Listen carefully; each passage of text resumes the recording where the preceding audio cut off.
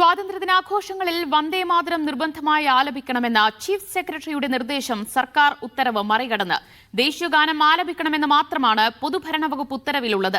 വന്ദേമാതരം രണ്ടുപേരും മാത്രം ആലപിച്ചാൽ മതിയെന്നതാണ് സർക്കാർ നിലപാടെന്ന് മന്ത്രി കെ മുരളീധരൻ പ്രതികരിച്ചു. സംസ്ഥാനത്ത് സ്വാതന്ത്ര്യദിനാഘോഷം സംഘടിപ്പിക്കേണ്ട പ്രോട്ടോകോളുകൾ വിശദീകരിച്ച് പൊതുഭരണ വകുപ്പ് ഉത്തരവിറക്കിയത് ഓഗസ്റ്റ് 4-ന്. ഓഗസ്റ്റ് 15-ന് 9 മണിക്ക് പതാക ഉയർത്തലും ദേശീയഗാനാലാപനവും വിവിധ സേനകളുടെ പരേഡും സംഘടിപ്പിക്കാനാണ് ഉത്തരവിൽ പറയുന്നത്. ഉത്തരവിലെവിടെയും വന്ദേമാതരത്തെക്കുറിച്ച് ഒരു പരാമർശവുമില്ല. ഇതിന് പിന്നാലെ ഓഗസ്റ്റ് 6-ന് ചീഫ് സെക്രട്ടറി നൽകിയ കത്തിലാണ് വന്ദേമാതരം നിർബന്ധമായും ആലപിക്കാൻ നിർദ്ദേശിക്കുന്നത്. കേന്ദ്ര നിർദ്ദേശം അതേപടി പാലിക്കണമെന്നായിരുന്നു ചീഫ് സെക്രട്ടറിയുടെ കത്ത്. നയപരമായി സർക്കാർ നിലപാട് സ്വീകരിക്കേണ്ട വിഷയത്തിലായിരുന്നു ചീഫ് സെക്രട്ടറിയുടെ ഇടപെടൽ.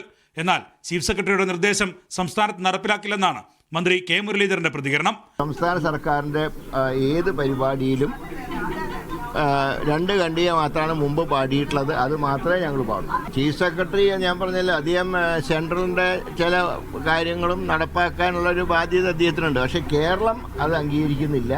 എന്നാൽ മന്ത്രി എൻ ശംസുദ്ദീന്റെ ന്യായീകരണം തള്ളി ലോക്ഭവൻ രംഗത്തെത്തി.